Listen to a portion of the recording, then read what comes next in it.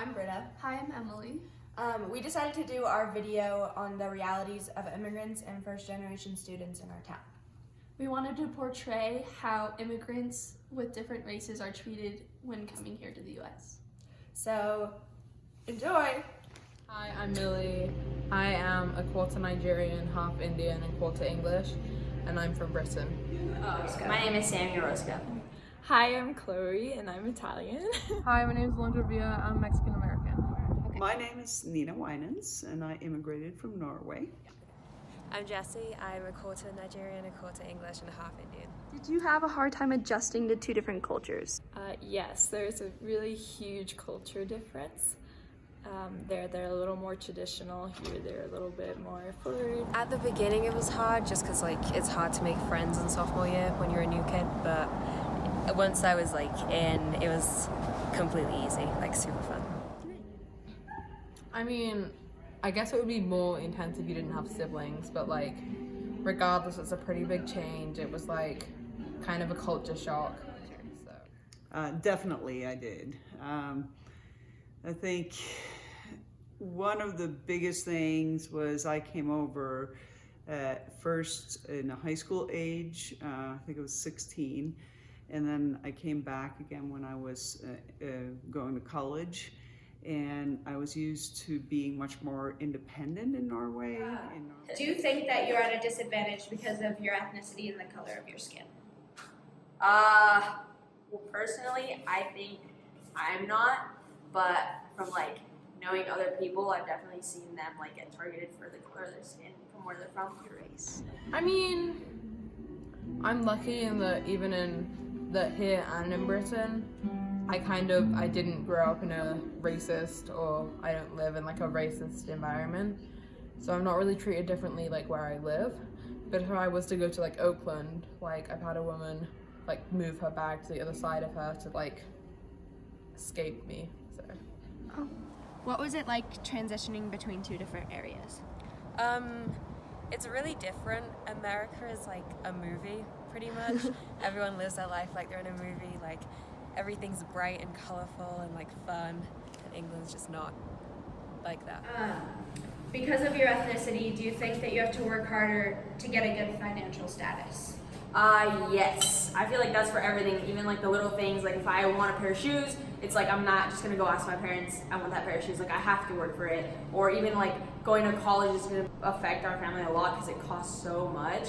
So I feel for most Mexicans and people who aren't from here, that's why they choose community college, because it's so cheap compared to a 4-year.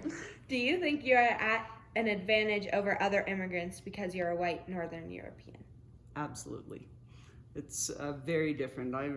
Coming to college, everyone's like, wow, you're from Norway, that's so cool. They wanted to find out more about me, and I think I got all the opportunities that everyone else who is Caucasian gets in this country. And I have a lot of patients who are from Mexico or Mexican American who I see, particularly in our community, have very different experience than I had. Okay, Millie, do you think your race is a big part of your identity? Kinda, yeah. Why is that? I just feel like England is such a big part of who I am, because it's where I grew up. And I also think that not being white is really, if I go to especially big city areas, I just I feel people look at me a different way. Yes, because it's clear that I'm racially different to a lot of people, and I have ties to different cultures that some people don't, so I identify very largely about my race. Not really. I mean, I think there's so many other things that play into my identity. I think being from Norway is something that is special to me, and I want to share that culture with my family, but it's not really a race issue. Yes, it is, because it pretty much defines me, and it defines my parents. Okay, did your parents have a rough time coming to the U.S. from Italy? What was their story? My mom did have a little bit of a rough time coming from Italy to here. She did have to go through a long process to get citizenship, even though she married into it. The process was really, really long, lasted about like 10 years. Was that process hard on you, and what was that process truly like? Well, it was a little bit hard on me because having, like, for school and stuff, you do have to have a lot of documents with your parents and stuff, and a lot of them require your parents to be a U.S. citizen. So when one of your parents isn't, it's a little bit harder. What is it like getting your citizenship here in the U.S.? Difficult. I can't get mine for 5 years of living in America, so I still have 3 years to go. And it's like, even just getting a visa was like a year-long process. I think it's kind of rigged because it takes way too damn long to get your U.S. citizenship, and that's just from like, I mean, for my parents, like my mom just got it, and she's been here for like her whole life.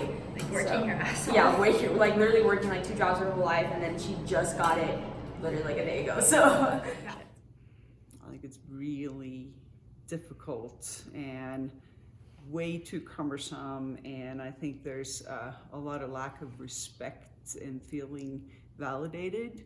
A good friend of mine who's from Mexico has lived here most of her life, and she just got her citizenship, and I feel like that should not have been such a difficult process.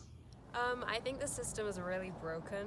It's kind of bullshit. Like, it takes a really long time to do something that's really simple, and they're really biased, and they're kind of working against you to get your citizenship if you're not like old, white, male, Anglo-Saxon type person. Where are you in your process of gaining your citizenship? I'm currently a resident alien, so I'm like a legal immigrant in this country. I just have to keep paying for a green card and I can stay here. And when I'm 21, I think I can get my citizenship.